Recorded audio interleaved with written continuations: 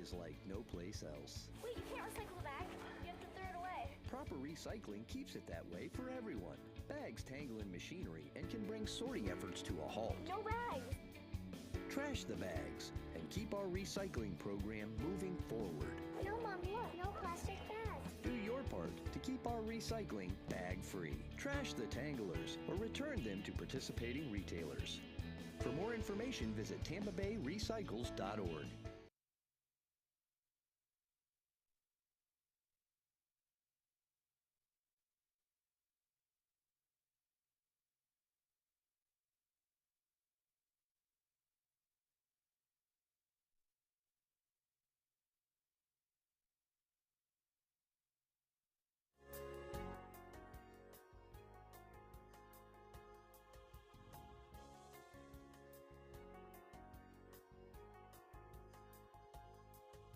These are the jobs you may not see every day, but just know we're working hard to make Hillsborough County a better place to live, work, and play. Subscribe to our YouTube page for more great county-related videos, only on HTV.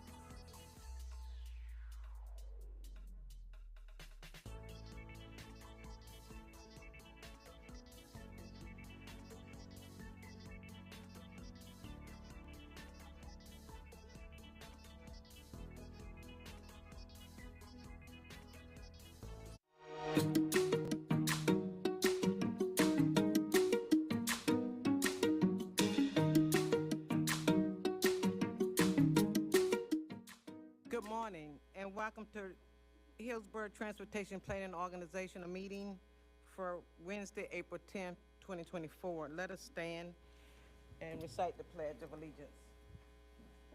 I pledge allegiance to the flag of the United States of America and to the republic for which it stands, one nation, under God, indivisible, with liberty and justice for all.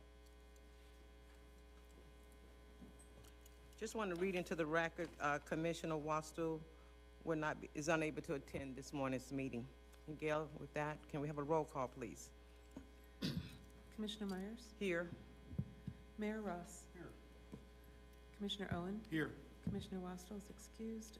Commissioner Cohen? Here. Commissioner Kemp? Here.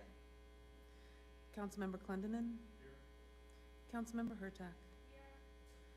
Councilmember Maniscalco? Here. Mayor Kilton is also excused. Board Member Rendon? Here. Charles Klug? Here. Gina Dew? Here. Greg Slater? Here. Justin Willits? Planning Commissioner Joseph? Here. We do have an in-person quorum. Thank you. We have the approval of the minutes, please. We have second. We have a motion and a second. All in favor approving the minutes, say aye. Aye. Any opposes? That motion is carried. We have 3 people to speak for public comment. First speaker, good morning. Rick Fernandez. Thank you, Chair. Can you hear me? Yes, good morning. All right. Good morning. Good morning, Board. Introductory purposes, my name is Rick Fernandez. I appear today as President of the Tampa Heights Civic Association. The following comments are being submitted for your continued consideration regarding the Tampa Heights request for installation of a vegetation barrier or green wall along the eastern boundary of Robles Park. This is the 3rd time I've been before you. Point 1. The Tampa Heights Civic Association Board of Directors unanimously passed a motion at our last meeting, April 8, 2024, supporting this request. Point 2, the EPA has recommendations on roadside vegetation. Quote, research shows that roadside vegetation affects nearby air quality. If properly designed, vegetation barriers can be used to reduce near road air pollution, either alone or in combination with solid noise barriers, close quote. That's just an extract from a very long report. I have submitted a link to it previously. Number 3, your TPO board agenda today, item 8 Bravo, is a status report on the Community Air Monitoring Network. The CAC received that same report last week. I followed up and received copies of 2 final reports for years 1 and 2 of the pilot study. There were 7 monitoring sites during this study, 3 of which were in parks. And there was a quote in the year 2 report that caught my attention. Quote, mean levels of PM 2.5, which I assume means particulate matter, at the non-park community sites. And they noted Saunders Library and the Tampa Heights Junior Civic Association were higher than those observed at the park sites, Robles Park, Sulphur Springs Park, and Perry Harvey Park. This is consistent with research indicating the presence of green space can improve air quality, close quote. Number 4, as I've noted in previous presentations, FDOT presented alternatives for the barrier wall during the TPO board meeting back in January of 2022. I have previously provided a link to the YouTube video of that meeting. One of the 4 options suggested by TPO, by FDOT at that meeting was a fully landscaped barrier of the sort we're asking for now. They also had proposed a 14-foot barrier, which ironically was by far the most expensive of the options, coming in at well over $1 million. In closing, we are asking for more trees and shrubbery at a park to reduce pollution and heat. We want less concrete. We also want to be heard. To be honest, I haven't felt heard for the last 3 months. In fact, feel ignored. I'm asking you please to do better. Thank you. Thank you. Christian Leon. Christian Leon. Okay. Lena Young Green. Lena Young Green. Good morning.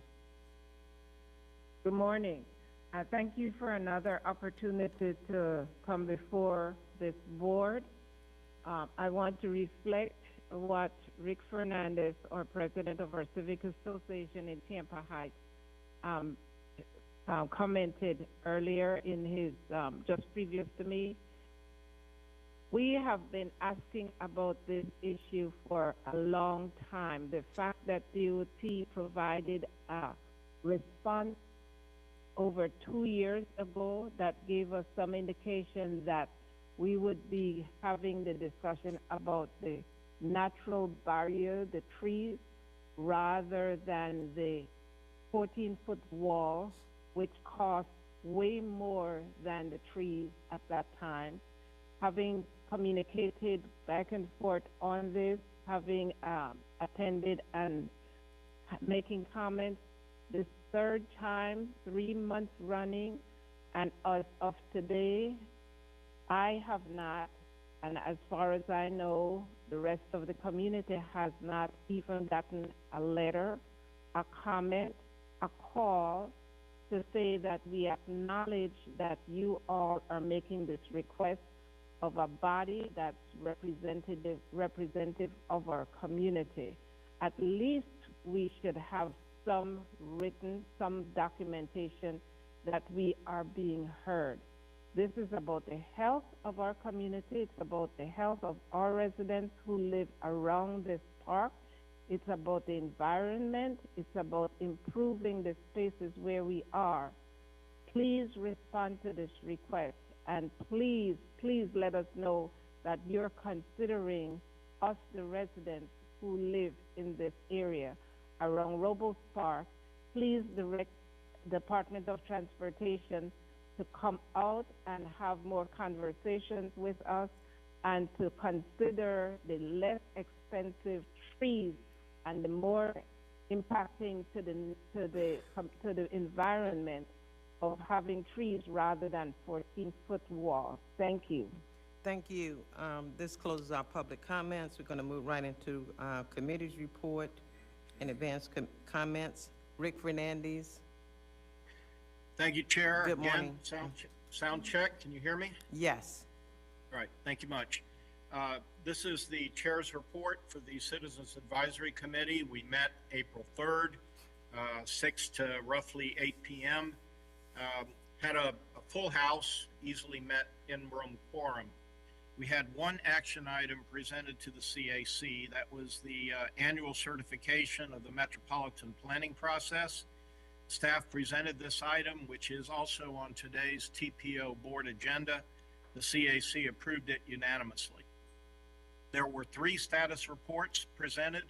The first was HART's Tampa Arterial Bus Rapid Transit and Circulator Project Update. Justin Willits made that presentation, and it was very well received and appreciated by the members of the committee. This update from HART on the arterial bus rapid transit, which would provide faster service on a top ridership corridor with the same number of vehicles as those in operation today, and the circulator, which would be an interim step to the streetcar extension. Some of the questions asked by members related to potential funding sources, potential vehicle types, how this would relate to bicycle lanes, and the use of technology with transit signal priorities. We also received a preliminary draft of the fiscal year 25-26 Unified Planning Work Program. This was a follow-up to the presentation we received in March. TPO staff presented the draft of the FY 25-26 UPWP. The final draft of the UPWP will be presented to the board for approval in May. Questions were asked regarding data analysis, which is included in the draft, and also feedback received will be incorporated into the draft UPWP. That wasn't as clear as I would have liked to have made it. Essentially, the comments made during the meeting of the CAC are to be captured and incorporated in the UPWP document, which I assume you will be seeing when you consider this at the next meeting. Next status report, the final one, was the Community Air Monitoring Network. The committee received a presentation, which is also on your TPO board agenda, regarding the Community Air Monitoring Network, including project goals, its current status, and upcoming steps. Members ask questions related to the stakeholders and inclusion of public health and medical partners, potential additional sites or partners, and the pilot study results, and the synchronization of data. Finally, we close with member interest for future topics. The main thing I want to highlight here is that there are a few vacancies on the CAC. Some of them are at-large vacancies, but two in particular are agency vacancies that I would hope that members of the board will address in short order. We have no representation currently from HART, and the Planning Commission representative, who was with us for maybe 3 or 4 meetings, chose to resign to pursue another opportunity. So those 2 agency seats are open, and we would very much like to have input from both of those agencies during our meeting. So that said, I thank you. If there are any questions, I'll be happy to try to address them. Otherwise, respectfully submitted. Thank you. Next, Harmony McGee, good morning.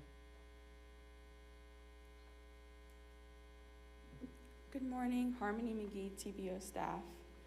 Regarding today's action items, the Livable Roadways, Bicycle, Pedestrian, Technical, and Intelligent Transportation Systems Committees all received status reports on the fiscal year 25 and 26 Unified Planning Work Program. Members of the Livable Roadways Committee expressed interest in programming additional multimodal counts and analysis in the updated Unified Planning Work Program.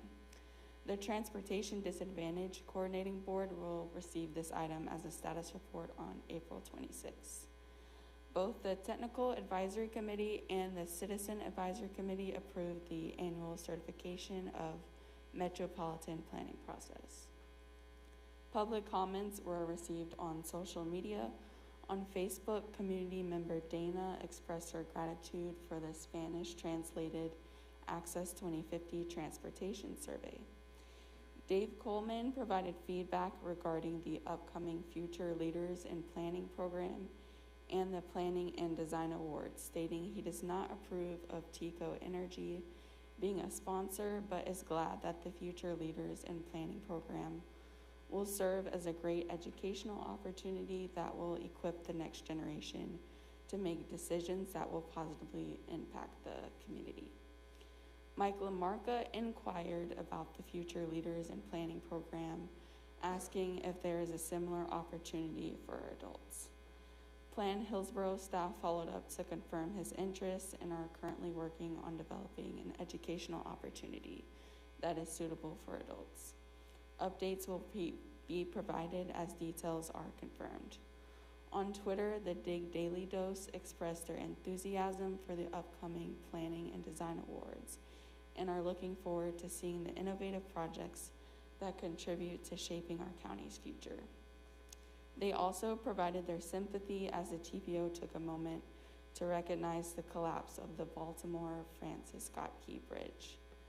We also received a late email from Rick Fernandez, which was not able to be included in the packet, reiterating his request for a living wall along I-275 near Robles Park. This concludes my report. See no questions. Thank you so much. Going to move right into the consent agenda. Can we have a motion? So moved. Have a second? We have a motion and a second to approve the consent agenda. All in favor of the motion say aye. Any opposes? That motion is carried. Okay, we're going to move right into our action items. Amber?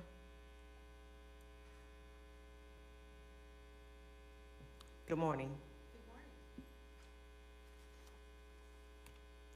Good morning, everyone. I'm Amber Simmons, TPO staff, and I'm presenting the 23-24 Unified Planning Work Program amendment with the deobligation and to provide some preliminary information on the upcoming 25-26 UPWP. Last month, the presentation from the UPWP development was postponed to this month. So since you will be voting on the final UPWP next month, we decided to provide you with a fact sheet that is attached in your linked agenda, and as you see here, for your review. That way it will allow you to refresh your memories about what the UPWP is, its contents, prior to voting on the final product. The final product will be presented to you next month for adoption and will include committee and partner comments. Just as a quick summary for you, the UPWP is essentially our scope of work for 2 years and our budget for 2 years for the TPO. The 25-26 budget for fiscal year 25 in planning funds is $2,495,390, and for 26, $2,539,070, $600,000 a year in surface transportation block grant funds, and an estimated $53,000 a year for the Commission for Transportation Disadvantaged. That's the down and dirty summary of what's coming in the UPWP there. So our action item is for the deobligation of fiscal year 23-24 funds. At the end of every UPWP 2-year cycle, TPOs are asked to estimate the amount of funding that we would need to deobligate from the current fiscal year to have available for us again in the next fiscal year to use. It's an estimation of the funds that were scheduled to be used in the last cycle and are needed. The current year ends June 30th, 2024, and the unused funds must be deobligated by May 1st. They are transmitted to DOT through an amendment which requires your approval. The deobligated funds will become available again in fiscal year 25.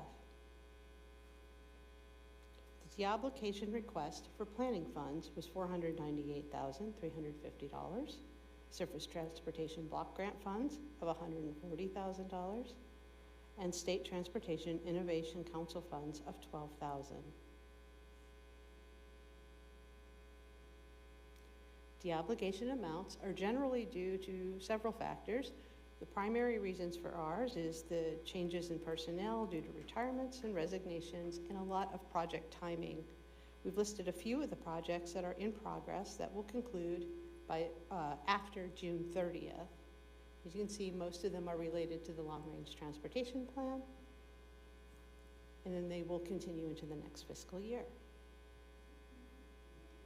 Our recommended action is to approve the amendment to the fiscal year 23-24 UPWP to deobligate the planning funds and the related tip modification.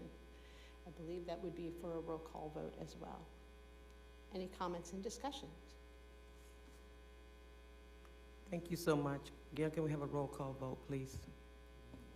Oh, I'm sorry, we need a motion. So moved. Right. Second.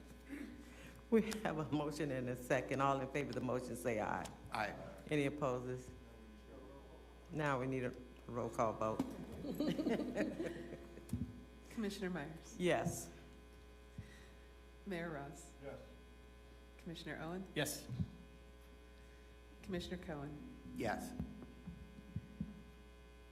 Councilmember Clendenin? Yes. Councilmember Hurtak? Yes. Councilmember Maniscalco? Yes. Board Member Rendon? Yes. Charles Klug? Yes. Gina Dew? Yes. Greg Slater? Yes. Justin Willits? Planning Commissioner Joseph? The motion passes 13-0. Thank you, Amber. May I just stop? Am I included in that? This is Commissioner Kemp. If I recall, Commissioner Kemp, we voted that you must be present in the meeting in order to be able to vote. Oh, okay. I wasn't Yeah, that was a decision made aware of that. last year. So, okay. But we appreciate since you I being did the roll online call. listening. Thank you so much. Okay. Okay, sure. We're going to move right to next presenter, Sarah. Good morning. Good morning, board members. Sarah Caper, TPO staff. I'll be speaking with you this morning on the annual certification of the Metropolitan Planning process. Every 4 years, a comprehensive certification review for compliance of the MPO is required and is conducted with Federal Highway Administration, Federal Transit Administration, and the Florida Department of Transportation. This was last done in 2021. In the interim years, like this one, a review is done with the Florida Department of Transportation. This review covers calendar year 2023. The certification information is included in your agenda packet. The summary that is in your packet includes 3 components: notable achievements, recommended actions, and corrective actions. Notable achievements recognize the good work the TPO has done in 2023. The recommended actions are ones that are suggested by FDOT. Many of them continue work we're already doing and are suggestions for consideration as we work on our next calendar year of activities. Corrective actions are things we would be required to correct in this upcoming calendar year, and I'm happy to report that there were no corrective actions. Some of the notable achievements recognized in the certification include the community air monitoring, which we'll hear more about later in the meeting, the revised CAC bylaws to gain more geographical and demographical diversity, efforts to increase public involvement in the TIP amendments, and some of the studies and plans such as the electric vehicle infrastructure plan study, the freight supply chain resiliency study, and the health impact assessment of LRTP complete streets. There are other notable achievements listed in the summary. This is just a recap of some of them for you to understand and get a feel for some of the things that we were recognized for. The recommended actions identify things the TPO is already doing and some other things that we should be considering as we work in the next year. These are not requirements, but are things that are suggested by FDOT. They include continuing to keep FDOT updated on staff roles and responsibilities, continuing communication with FDOT, continuing to evaluate public inclusion and outreach, continuing to educate the TPO board and committees on the TPO's role and responsibilities, and ensuring local governments concur with our planning studies. As I mentioned, no corrective actions were identified. We're asking for you today to support the recertification of the TPO and authorize the TPO chair to sign the joint certification statement. I'll take any questions you may have. We have any questions? Seeing none, do we have a motion? We have a motion and a second to accept the report. All in favor say aye. Aye. Any opposes? That motion is carried. Thank you so much, Thank Amber. You. Okay, we're going to go right into our status report. Wade, good morning. Yes, thank you, Madam Chair. This is a brief primer on the 2050 needs assessment for major projects, showing you some initial performance data, which we will be continuing to update before we bring to you for action next month. So the Tampa Bay Regional Planning Model looks at population and employment data that is out to 2050 now is the socioeconomic data. Then looks at the roadway network that connects those areas and calculates the trips between of origins and destinations between the transportation analysis, traffic analysis zones rather. We also look at the transit network and calculate the transit trips and roadway trips and the performance of different projects on those measures. Those metrics are transit ridership, person hours of delay, access to jobs, planning time index, the reliability index, and auto and transit travel time. So looking at the roadway projects and their performance, the rank is in that fourth column. So the freeway projects and interchanges are in the top of this. The highest performing ones in the freeway projects were the I-4 managed lanes, Suncoast Parkway, the US 301 elevated lanes down to Big Bend Road, I-75 managed lanes, and I-275 managed lanes, and then rounding that out is the Gandy Bridge managed lanes and new construction to Pinellas County. In the non-freeway capacity improvements, Lithia Pinecrest is the highest of those. Its overall rank was number 2, I should add. State Road 60 going out to the Polk County line was ranked number 7. County Road 39 south of State Road 60, number 9. And then rounding out those projects, US 92 out to Polk County and County Road 672 from Clement Pride to Balm Riverview.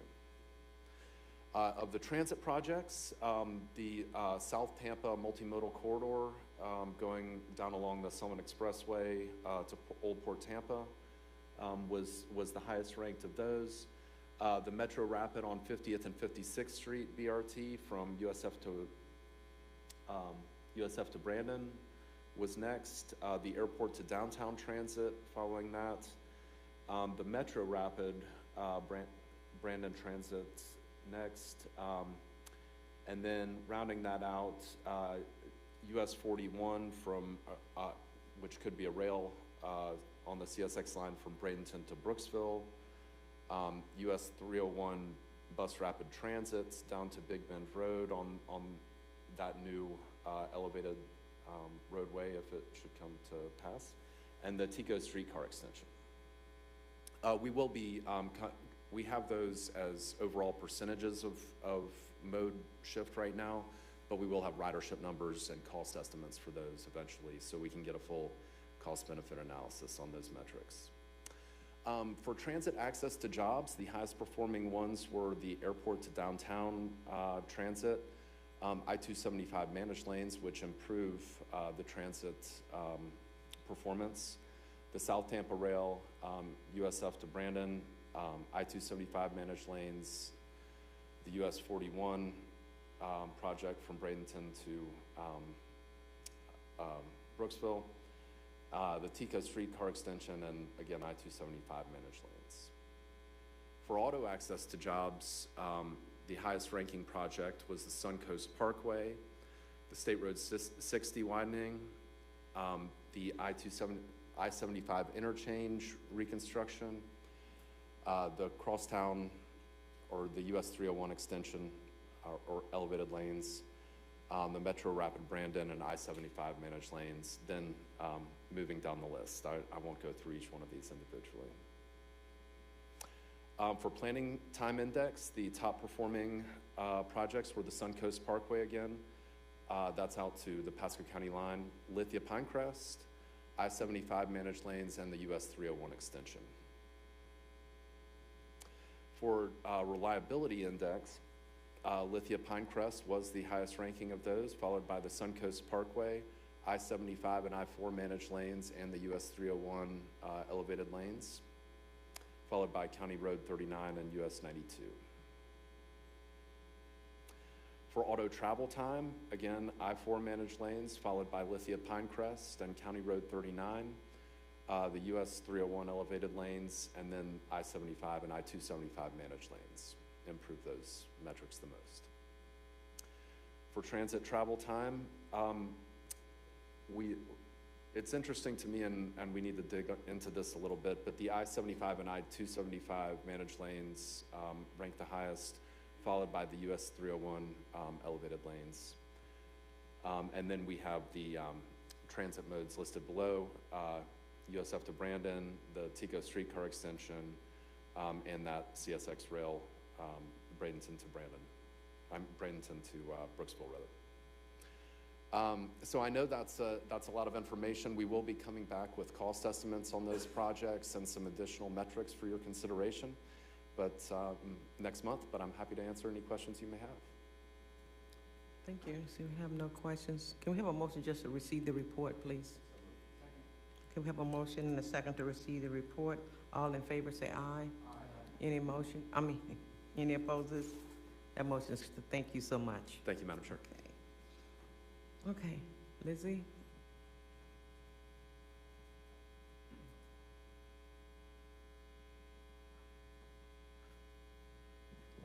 Good morning. Good morning. Lizzie Baker, Plan Hillsborough staff. I feel like I've had a lot of introductions this morning. A lot of people have mentioned the Community Air Monitoring Network. That's what I'll be talking to you about today. So this project, we're working with USF College of Public Health as well as the Environmental Protection Commission of Hillsborough County and numerous community organizations. And we are studying the air quality along the interstates in underserved communities by creating a network of low-cost air quality monitors. This project started as a pilot study in 2021, and we actually received a suggestion from the TPO's Technical Advisory Committee for this project, and at the same time we were hearing concerns expressed from the community about air quality near the interstates. So based on that, we applied for and received a grant from Federal Highway to do a pilot study. So during that pilot study, we tested low-cost air quality monitors and analyzed that data. We also engaged the community in air monitoring efforts, and we established pilot community air monitoring sites. And that data is shared publicly on the monitor websites. And lastly, we developed methods to establish a larger community air monitoring network.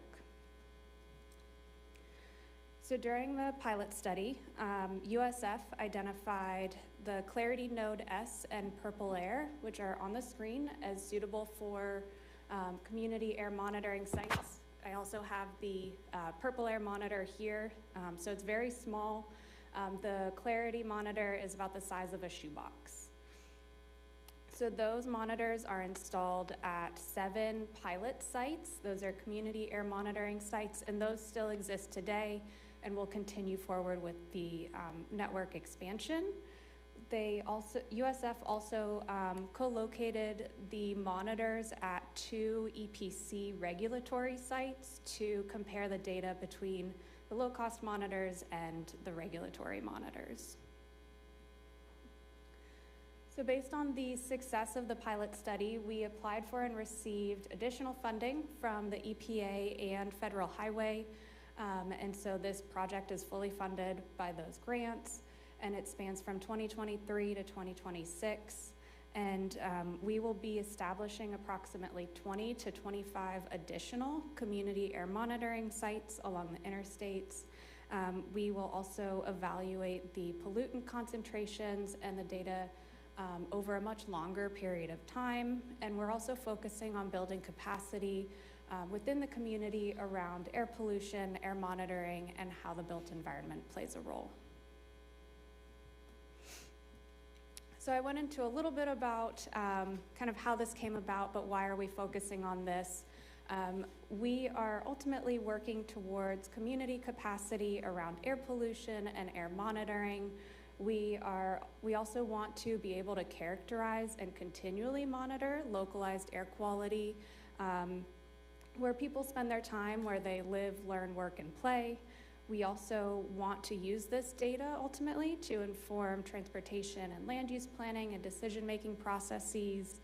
And we're looking to equitably improve air quality, meaning that communities are not disproportionately affected by traffic-related air pollution. And lastly, we want to better understand low-cost air quality monitors so that we can learn how to complement the regulatory monitors that are there currently. These are some of the long-term goals of the project team. There are a lot of organizations involved, so all of this can be informed by a community air monitoring network. There will be quite a lot to accomplish between 2023 and 2026, so I'll focus on the December to May of 2024 timeframe, which is where we are right now. We are preparing for our first coalition meeting on April 18th, 2024. It's a virtual meeting, 5 to 6:30. So if you are interested, you're more than welcome to join us for that. And that's open to the community stakeholders and the community sites. We also are in the process of selecting additional sites. There will be about 8 to 12 sites that we identify in this phase. And the public survey that will be put out in April, in the latter half of April, that will also inform the site selection. Once the once the sites are identified, USF and EPC are also co-locating. Again, they're putting the low-cost monitors next to the regulatory monitors to test that. And we've also been working on a guidebook that will serve as a reference for the community and the community sites. And we've been working with Hillsborough County Public Schools to bring air monitoring educational activities to the schools. So where we are right now, kind of diving even deeper into that selection process, A huge part of that is community collaboration, because again, we want the community to understand air quality and air monitoring, but these sites could not exist without the community and without the community organizations. So we try to ingrain community engagement and collaboration throughout the entire site selection process. And that process is we take a multi-step approach. So first we identify the areas to focus community air monitoring efforts. And then once we identify those areas, then we explore potential sites within those locations. And we engage with the community and stakeholders to get input as well. And then we confirm the sites and conduct field visits. And then ultimately we sign agreements and the monitors and educational signage are installed. Right now, we are exploring potential sites, and we are also starting our community and stakeholder engagement efforts. So we'll look into the first two steps of that a little bit deeper, prioritizing the areas and the sites for community air monitoring. Both of those are informed by two criteria. The community selection criteria, that helps us prioritize the areas, and that is informed actually by the EPA's EJ Screen tool, the TPO's non-discrimination and equity plan, as well as modeling and research and community input. And that criteria is made up of three main factors: an environmental factor, which is the proximity to the interstate, so how close is the area; demographic factors, the primary ones being low-income populations and a majority of people of color in those areas. And based on the kickoff meeting that we had in November, we added in some additional factors that we look at, which you can see on the screen. And then we also evaluate the areas for community access and engagement. So are there actually opportunities for us to engage the community there? Once we have those areas, then we look at the site selection criteria, and that helps us narrow it down even further.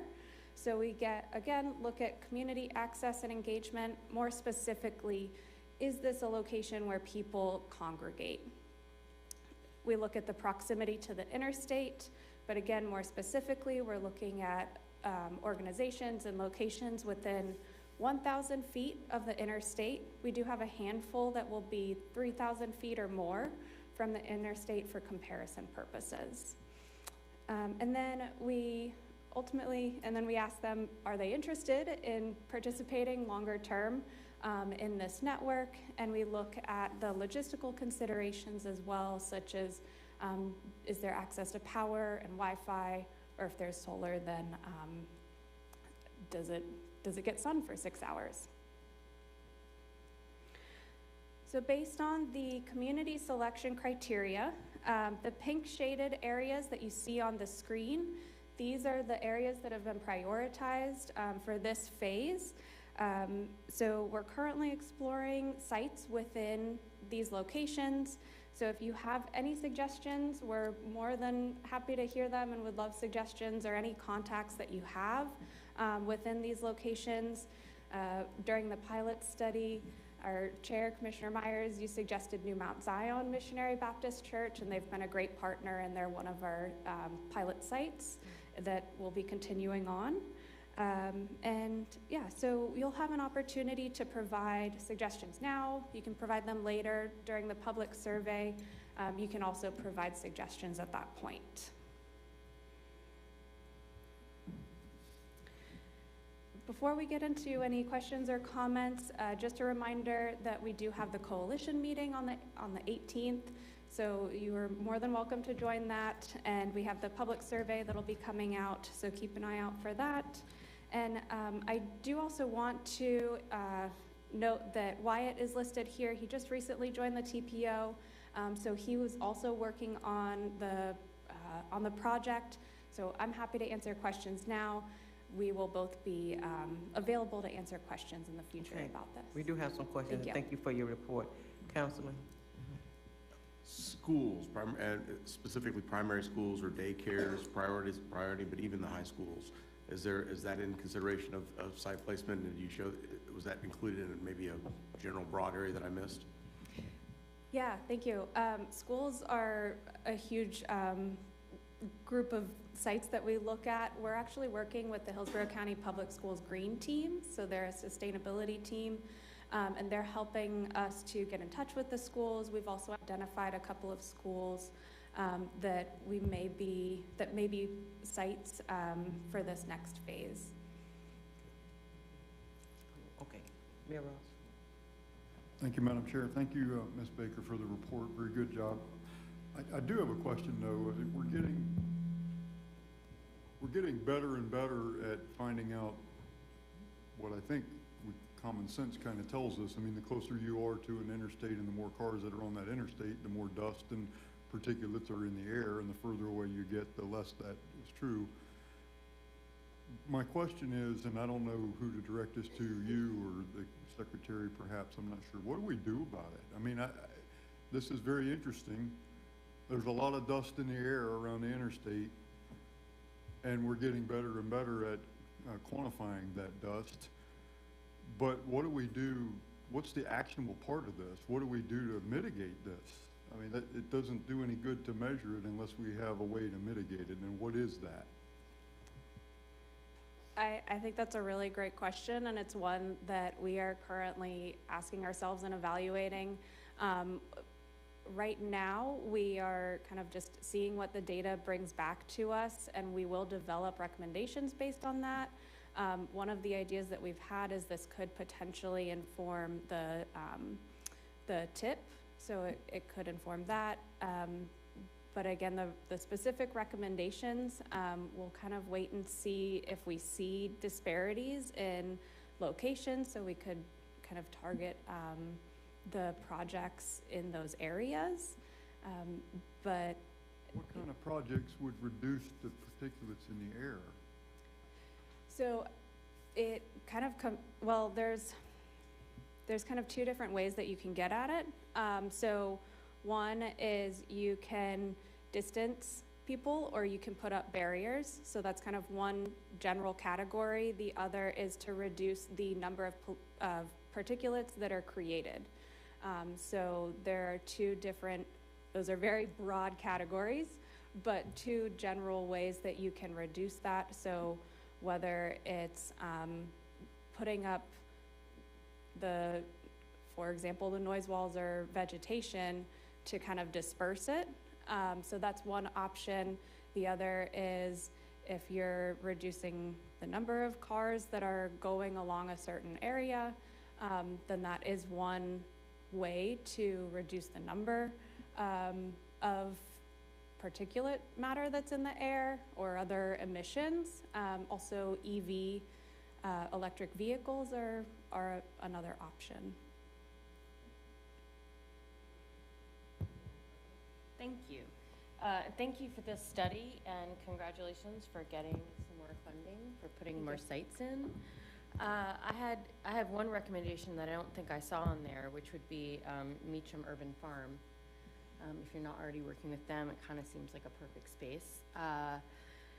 But I wanted to ask about if this data is being made public on a website, updated, or how can the public find out about this, and how can the city find out about it to use this data in some of the things that we're doing? We have a large, we've received a lot of money for tree planting recently, and so how we can use this data, where our staff can find it to help prioritize where we're putting trees that do indeed pull some of this out of the air. Yeah, thank you. Regarding Meacham Farm, we actually have a monitor that is at Perry Harvey Park, but it's like 15 feet from Meacham Farm, so very, very close. Regarding how the public can get access to the data and if it's updated regularly, so this is actually, you can go onto the Purple Air and Clarity maps online, and it's real-time air quality maps. So that's how people can see it, and it is updated. I think it's every 15 minutes or so. And then how the city can be informed about it. I've worked really closely with a variety of people from the city, especially to get the monitors installed at the City of Tampa parks. And then I'd also be happy to do a presentation if that would be helpful. But I've been working closely with the city as well. That's great to hear. I appreciate it. And just for Mayor Ross, recently they have come out and said that really one of the worst pollutants that EVs don't help fix is car tire pollution. And so that's car tire pollution is really, really bad. And so yeah, so hopefully science will help come up with something to fix all of that. Thank you, Commissioner Cohen. Thank you. And I just was sort of interested in the map that you showed. It seemed to me that a lot of the monitoring is very centric around the expressways, which is understandable. But I would think that it would be important to monitor, for example, if you look Dale Mabry, Hillsborough, the major transportation arteries that have tremendous volumes of traffic don't really seem to be getting any coverage at all. And I would suggest that those would be things that we would want to strategically monitor as well. Thank you, Councilman Maniscalco. Thank you very much. I'm glad that we have the status report today. You know, it's interesting and it's fascinating to see how we as human beings have increased pollution over the last 150 years with the burning of coal, with automobiles, with, as Councilmember Hurtak talked about, pollutants with tires. I mean, these things didn't exist, 2 centuries ago, and now with the growth in population and what we see, it's very interesting. And of course, we need to monitor now more than ever, because as population increases and we are polluting more so than ever before in history, I would think, it's important to look at this. I say that I'm glad that this is on the agenda today because I wanted to bring up during new business. We heard from the community, I know you've heard this, Mr. Secretary, regarding a green barrier over in the eastern part of the interstate in Robles Park. Just the other day, the Tampa Heights Civic Association, I guess, passed a resolution or made a statement regarding the support for that. And of course, the more greenery you have, or the more trees you have, in terms of CO2 and what natural vegetation, what the environment does for air quality. That's something that I want to bring up because I know you've heard public comment, and I've been contacted, in my office, being that when I was a district representative, I had a lot of the interstate. Now I'm citywide, and I get a lot of these calls and what we can do. So I just wanted to give a heads up because I know the agenda's wrapping up soon. So, thank you. Thank you. Board Member Joseph. Yeah, I had a quick question on a curiosity more, and we'll probably discuss this more going forward. Knowing me, I'm also with Dr. Wong. But particulate matter, are we talking about the smaller PM 2.5, or are we talking about the larger one? The monitors, we're specifically looking at PM 2.5. The monitors do capture PM 10. We're also, the Clarity monitor, that also measures NO2, nitrogen dioxide. The calibration is much more difficult for that, with that. So USF is still working on the calibration for NO2. Okay, and my next question is, what times of year is this monitoring being done? I know it's only a pilot right now, so it's probably kind of...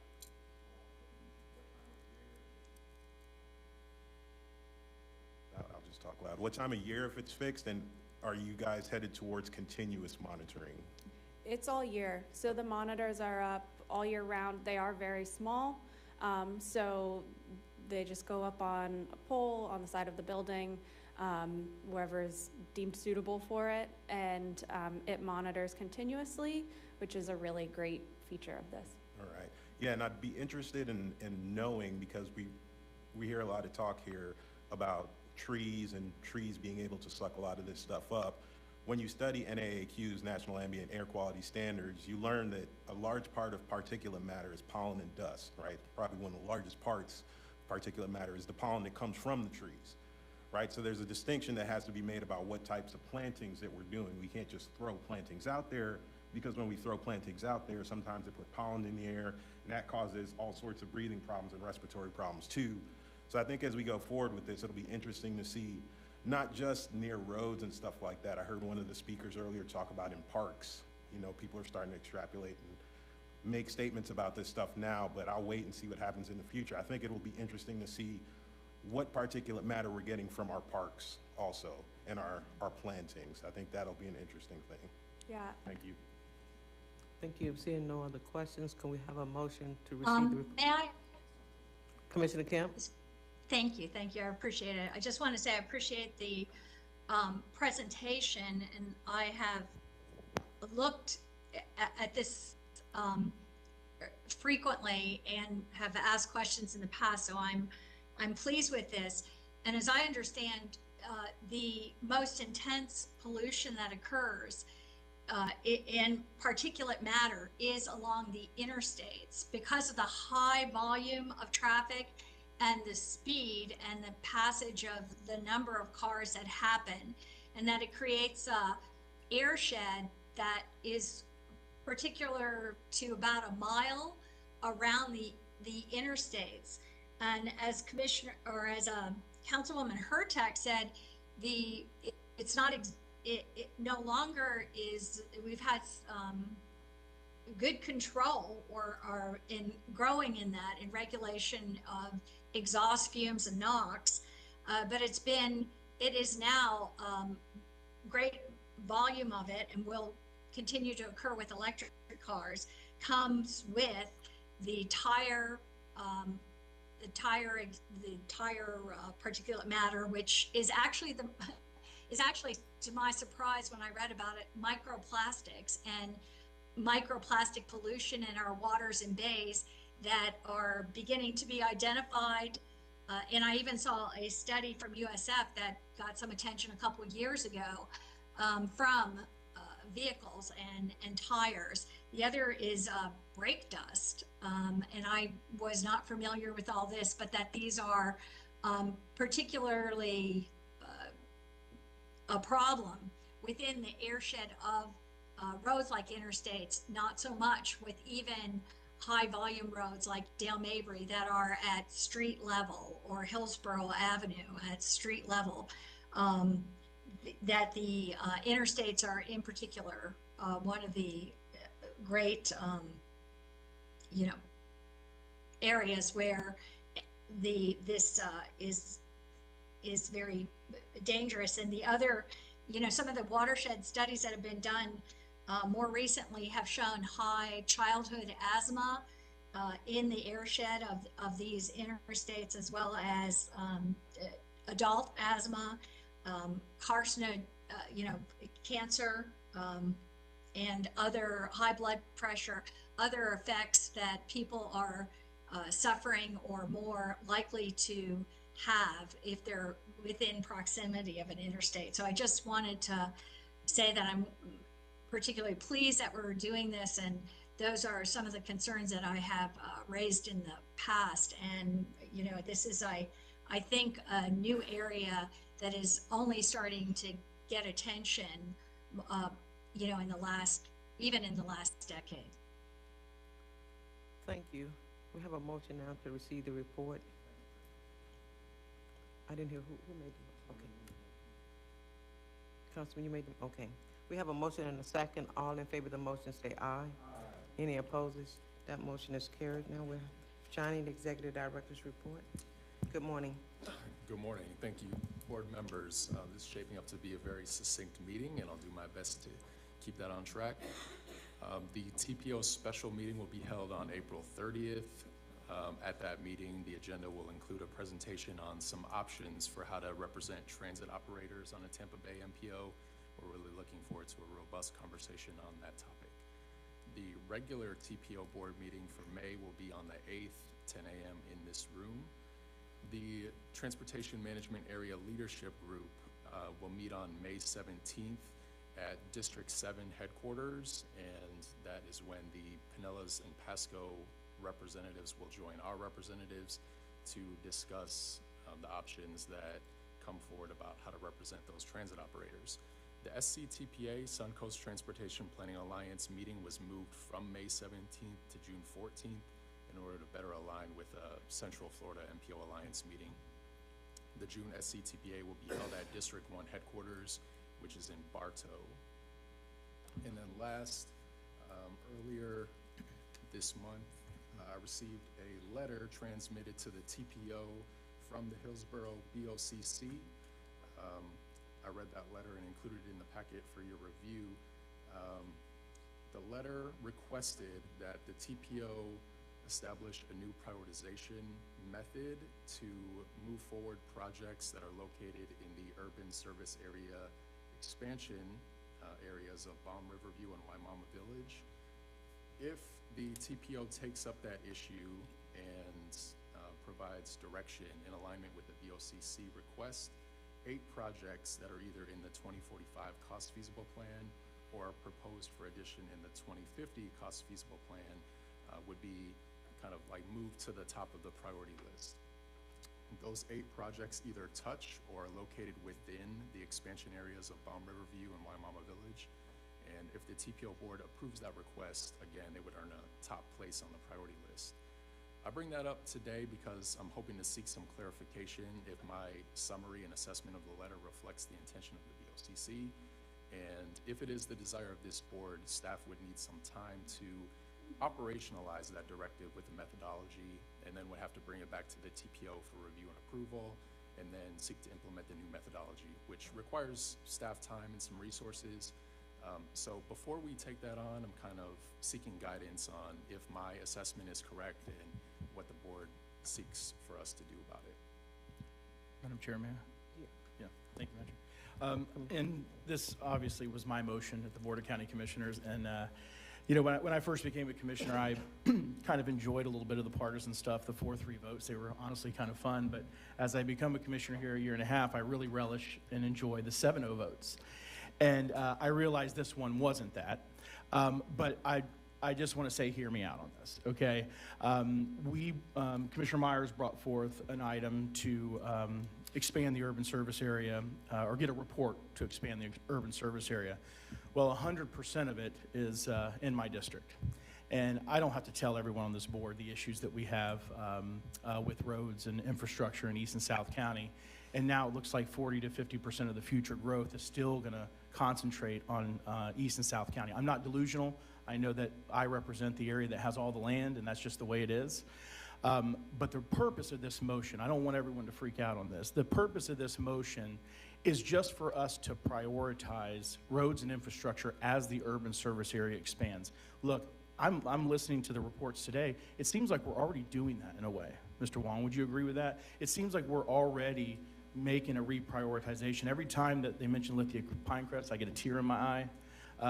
And Greg and Secretary Gwen, and I see Justin back there, once you all champion the crosstown extension, I'm going to call the governor and name it after all 3 of you. So my point to all this is nothing to freak out about. It's just exactly like you said, Mr. Wong, is just reprioritizing. And probably the next tip, right? The urban service area expansion, just so everyone knows here, the RP2 and the WVR2, which is Balm and Waimama, those areas are those are going to expand, and it makes sense. We have big challenges with expanding out to the Little Manatee, and then obviously through the I-4 corridor in East County. All I'm asking for is smart planning, really. That's what this letter basically states. With disproportionate development should be disproportionate funding for road projects. That's just smart planning.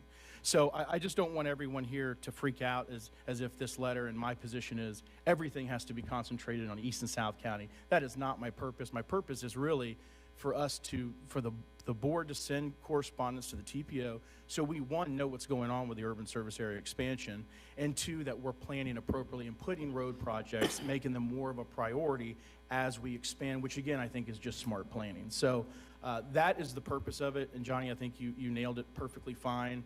I just wanted to clarify that because a lot of folks probably didn't watch that meeting, and I want to clarify to my colleagues here that that it's not basically stating that we have to prioritize all road projects in East and South County. It's just for smart planning, and that we need to probably prioritize some if they're close, more so in the east and south side of the county as we expand the urban service area. So I just wanted to clarify that just so that my colleagues here and on the board of county commissioners understand my position on it. Thanks.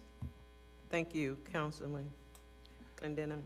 Yes, I mean, I think we all understand the needs of East County and some of the severe transportation challenges that you all face. But we also, the problem is we're trying to do so much with so little.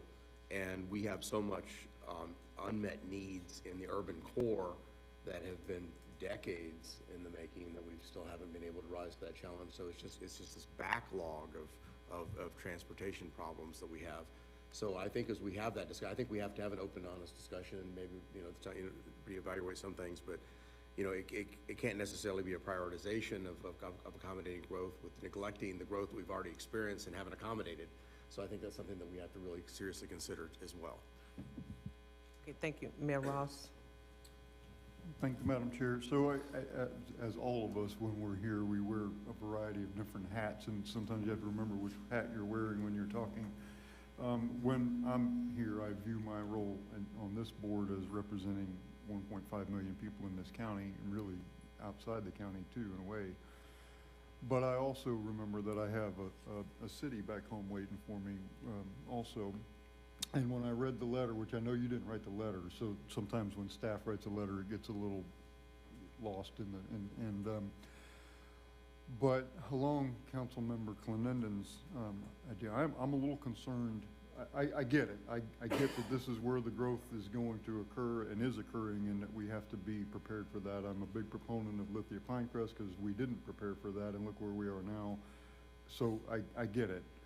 And I'm not suggesting that we not do that. It makes perfect sense. However, I am concerned about the impact it will have on the other projects on the tip. I mean, there's only so much water in the bucket. And so if we prioritize that above all else, what's the delay factor for all these other projects that we have both in Tampa and unincorporated and in Temple Terrace? And for instance, and this is not meant as a dig to anybody, but it's the hard truth. I'm putting my mayor's hat on now. The worst road in my city is the county road. And it's Bullard Parkway, Temple Terrace Highway from 56th Street to Harney Road. We have a new Amazon fulfillment center there. We just opened a new VA hospital there. We have a new 141 home subdivision, which is partially already opened. We have a proposal for an assisted living facility out there. That's the significant growth that's going on is on that corridor. That's the worst road in Temple Terrace. That's worse than Fowler, it's worse than, and we can't get that road fixed because you guys, and it's been on the list for 10 years or more, and it just, we can't even get the potholes fixed, much less get the Vision Zero project done. And I'm really concerned about what the impact is going to be on that. And, I'm not going to hold up the county's larger vision over a $4 million repaving project, but the reality is, what happens to that $4 million repaving project? Is that project ever going to get done? And that's what I'm concerned about. Commissioner Coyne.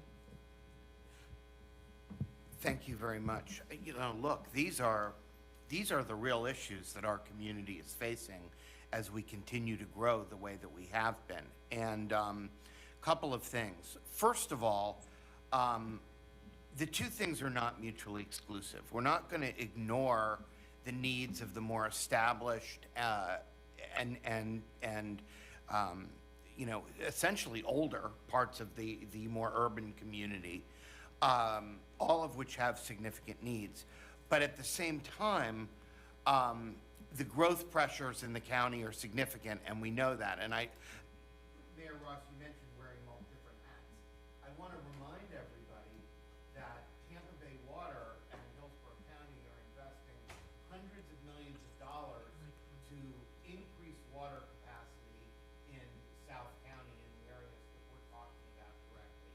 And Hillsborough County recently committed to building a new wastewater treatment facility in that area. And that brings me to our recent discussion at the Board of County Commissioners about the CIT and putting it on the ballot this year. The real answer to this is to have the funding to do some of these projects. The cities are going to get a real healthy piece of this in order to deal with some of their infrastructure backlog. There's a piece in it for Hillsborough County schools for capital projects.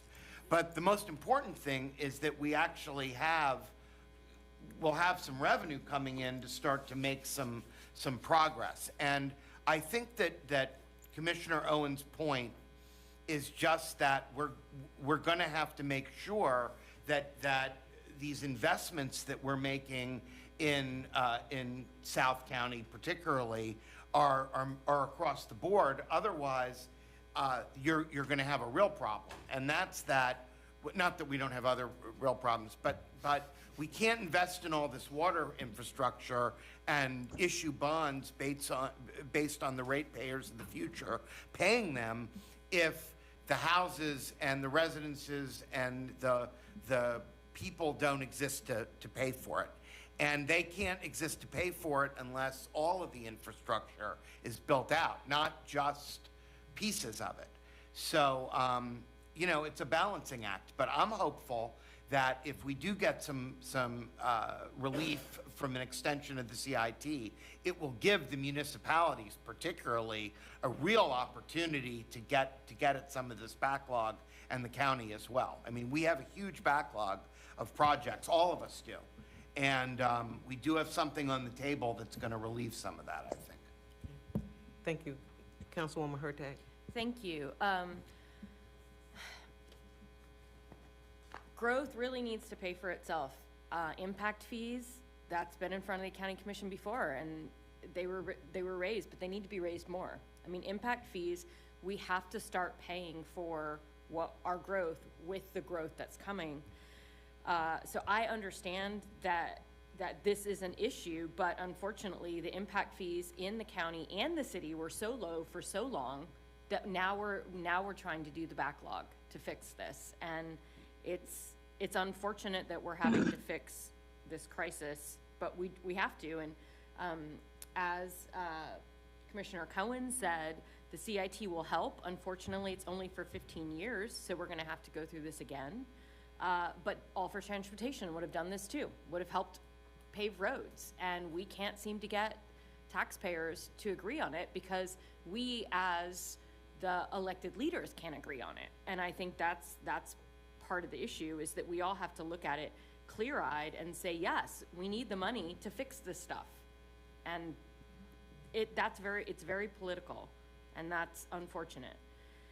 But we have true needs, and I don't see moving stuff up on the tip as being something that I would support, because we have fought over this for so long, and I just disagree with moving things higher up in place of things that have already been waiting.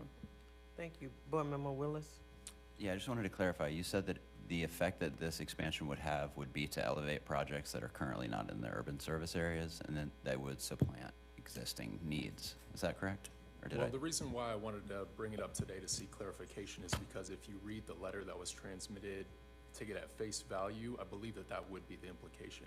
The way that it was phrased, and I apologize, I don't have it in front of me, is that infrastructure projects, including road widenings in the two expansion areas, would supersede existing priorities, including repavings, trails, safety projects. They were kind of enumerated in the letter.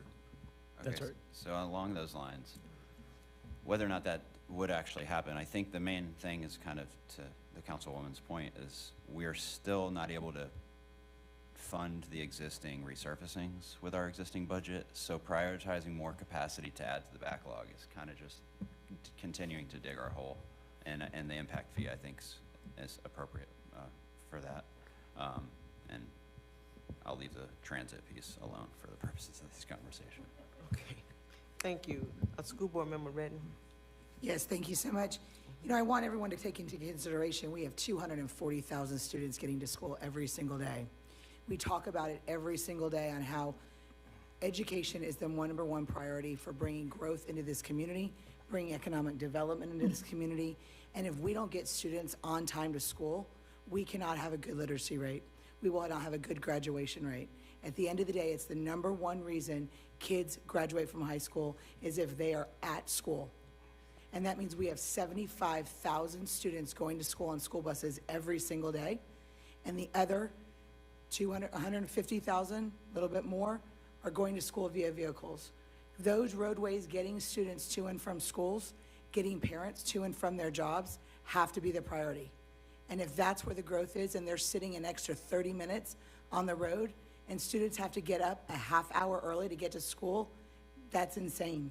We have to prioritize getting students to school and getting parents to work. And that's what we're doing. We're double routing buses because we've got roads that are not, they're sitting in traffic.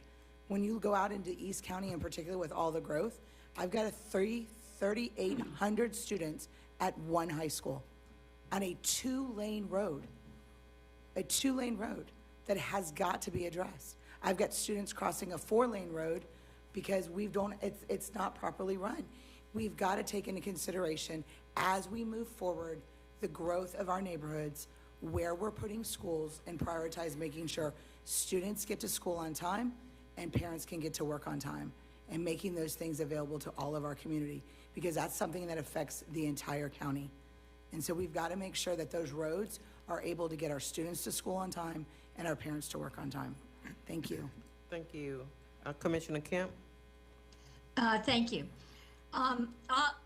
It's been a really broad discussion and a good one. I'll just say, for the record, I did not support this proposal going forward. I don't even see how it's in any way realistic to talk about the new areas which aren't even developed yet.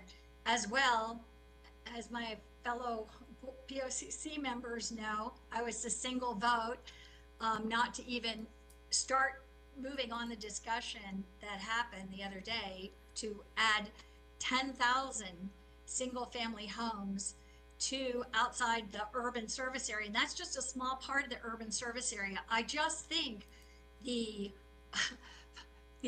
scope and staggering amount of that strikes me as, you know, Wild West, kind of haphazard, unconsidered planning. Unless we could already come up with the budget to do that, I'll just say now, for the record, that kind of growth that's being dictated strictly by development interests with privately initiated proposals should really, I really hope that fellow commissioners will take that to heart and adjust that to not, I mean, to open up to 10,000 more homes at once is just, you know, I don't even see how we take that on top of everything else. Just yesterday, we had a land use meeting, and I think as even though it was a very short meeting, like many of our land use meetings, we, you know, give the okay to, you know, something like 1,000 units at those, and most of those are in the urban service area, where the infrastructure, as has been stated before, is, and that's, you know, all the area that we're allowing for this kind of development in, whether it's a county or in our cities, the infrastructure is so under, you know, non-existent because of years of neglect, of no impact fees, and no resources to pay for it. We did raise the impact fees. I really worked at doing that, and those are, even those, they have to be done with a study to project. No, they're not. We don't have enough in impact fees now, and we have to look at this again, where, you know, we were so far so far below in so many ways the counties around us who are not dealing with the blistering growth that we have in sheer numbers. So I just, you know, our CIT won't be, it'll help, but it's not going to be a miracle that will do all of our backlog of needed projects plus new projects. You know, as was stated, we can't even seem to keep the roads paved or maintained. We don't even have resources to maintain the assets we have now. That's very important.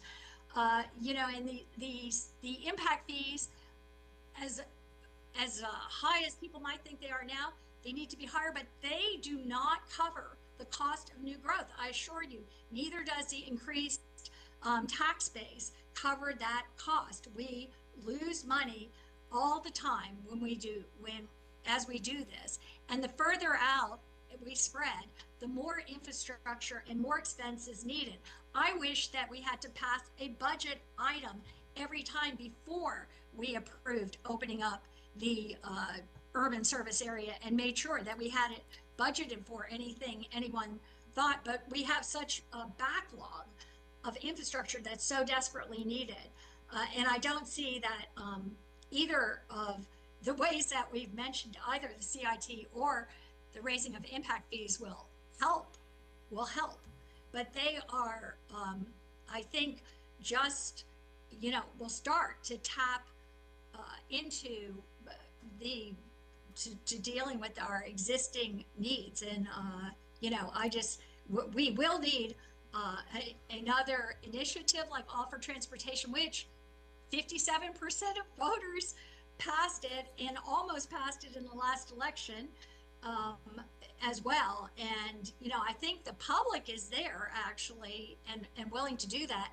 That again will help tremendously, but we'll need all that and more. We also are one of the few counties that do not have the 5 cents optional gas tax, which 5 commissioners could pass if we all voted at the county commission. Doesn't even need to go on the ballot, but our surrounding counties all have these resources at their hands. So, I just think there's a lot more discussion to be done. I certainly don't support just shifting all resources to the newest of newest areas, because we're missing areas like what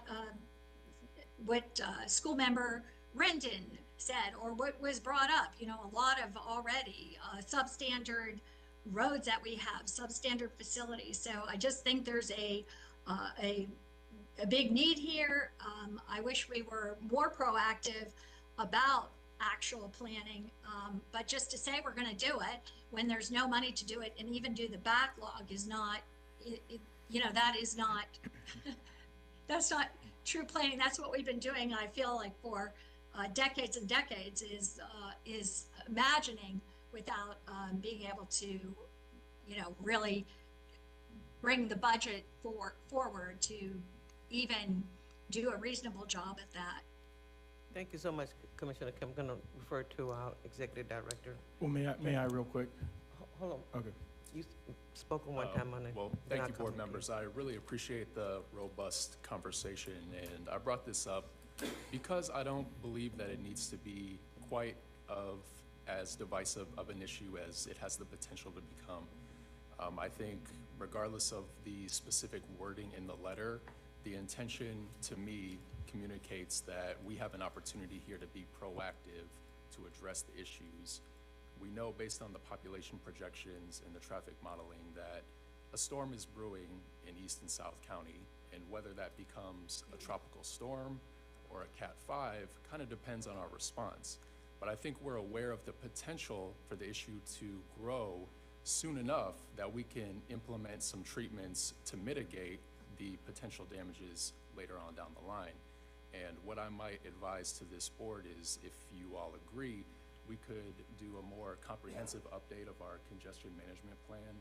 We haven't updated that in about a decade.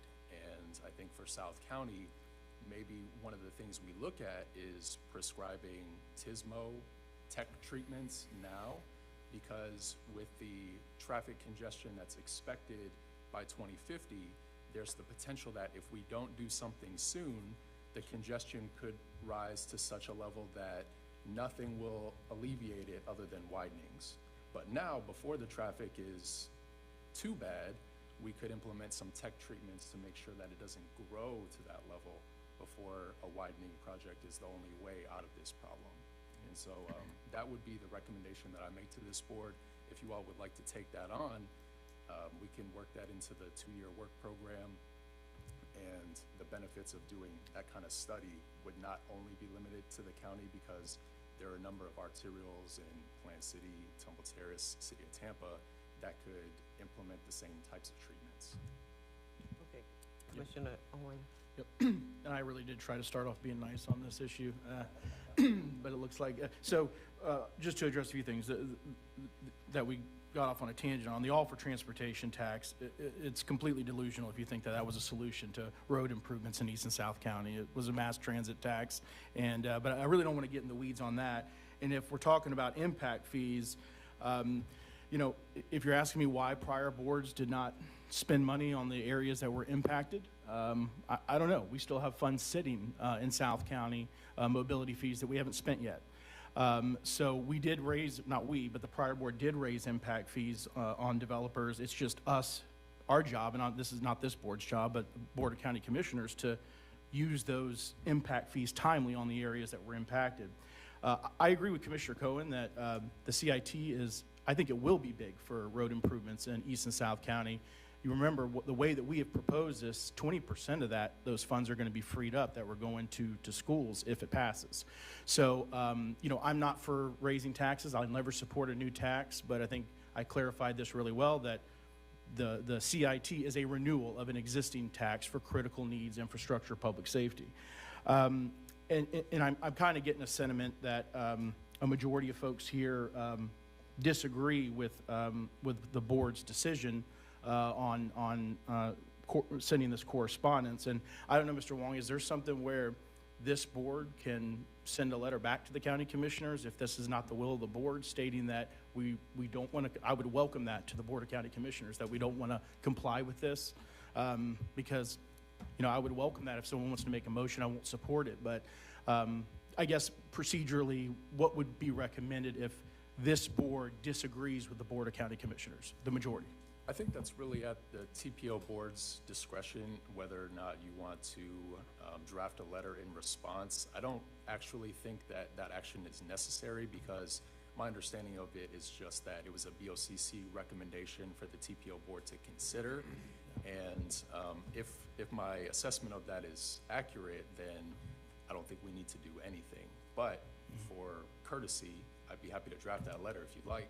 Yeah, well, I wouldn't like it, but if that's the will of this board, I would welcome that, and that could open up discussion at the Board of County Commissioners to maybe revisit urban service area expansion. If we're not going to prioritize roads, then I think the Board of County Commissioners needs to know, so that we can have a discussion about that on the board, at the will of this board's not to comply with the correspondence that we sent. Counsel. Thank you, Madam Chair. Just to advise, this conversation is really all coming out of the Executive Director's report. It wasn't a noticed agenda item.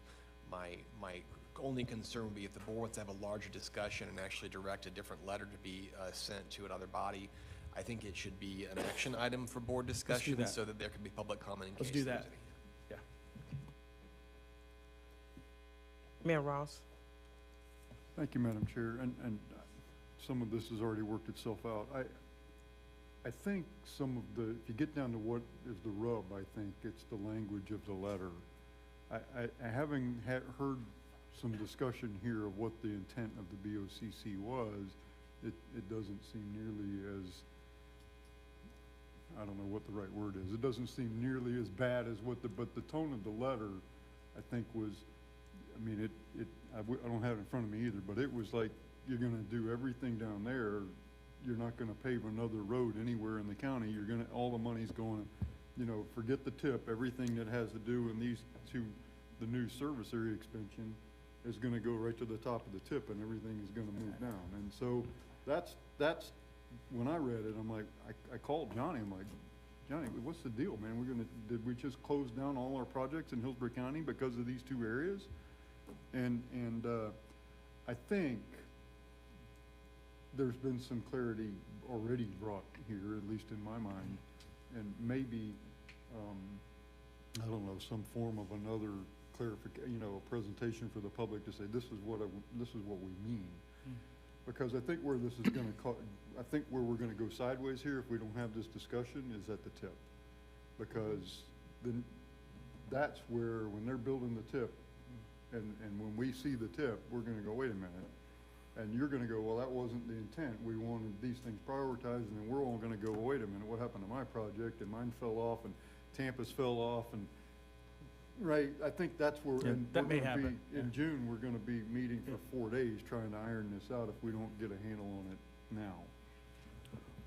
Well, can we, point of order, are we going to agenda this then? I would like to do that if we can agenda this as an item. Do I have to make a motion for that? And then we can have a full discussion about it, and I don't know, but whatever you think, Cam.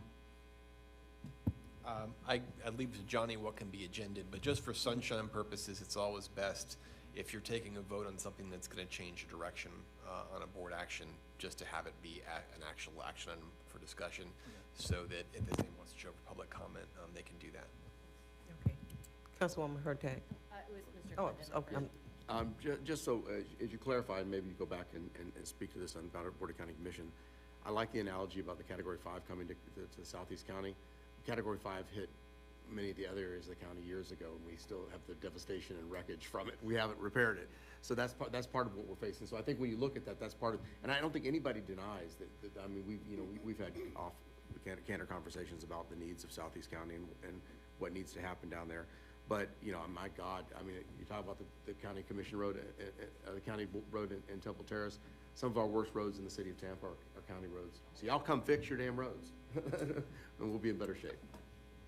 Okay. Any other comment? Yeah, I did. Okay, go ahead, Councilwoman Sorry, Hurtak. Then we share a mic, so that was hard to see, but, yes, and I actually would not support this going on an agenda because I feel like we already talked about it here, and I don't think that that's going to change anybody's minds, and I don't want to re-discuss this. I think we just take it as a suggestion and we move on. Okay. Board Member Joseph. I had a quick question for Dr. Wong. It's a curiosity for planning, try and take it out of the contentious conversations we've been having, but as the study that's going on with Ms. Ornita and Mr. Gormley and the Hillsborough County staff for the urban service area expansion goes on, obviously you're a part of those discussions and conversations, correct? Yes, we are. Okay, and I wanted to know if, as those start to go forward, are we looking kind of at these things they're talking about, like maybe a cost-benefit analysis, looking at the TIP as it exists, or monies, let's not use the TIP, monies as they exist versus monies that we'll need for these new areas, reshuffling or not reshuffling? Are those conversations being had right now, or? Yes, but at a very high level. Right. There are so many unknowns that it'll be difficult to project what the cost to accommodate the growth will be from a transportation perspective. What we're focusing on right now is just updating the model projections to forecast what will happen with the new allowable densities. So we can be more informed. Yeah, I got exactly. You. Okay, that's good. I just wanted to make sure. Thank you. Thank you. Okay. So we don't need to take a vote. Not at all. But Yeah, with I this guess- excellent discussion. Yeah, I guess we don't have to take a vote, but I guess the issue is, do we agenda this? And I know this is maybe it's inappropriate for me to bring this up. I could probably agenda something in the Board of County Commissioners meeting to address this. I'm just trying to think of the right way to handle this. So do we agenda it, or do I handle it at another board? It sounds like there's some potential disagreement as to whether or not to even agenda it. To simply agenda something is not a final board action. So if the board wants to take a vote whether or not to put something on the agenda, the board can do that now. My only concern was if the board is actually taking a final action on something, they're changing a course on something, and taking a vote on that should be on the agenda before a final action is taken. But if the board wants to determine whether or not to even have an item on this, I think the board can certainly vote on that. Yeah, I'm actually going to hold off on it because I may want to handle this a different way, so I'm going to hold off on that. Okay. Commissioner Cohen. I was just going to suggest, Commissioner Owen, that we talk about it at the Board of County Commissioners and just do that. Okay. Thank you. Thank you for your comments.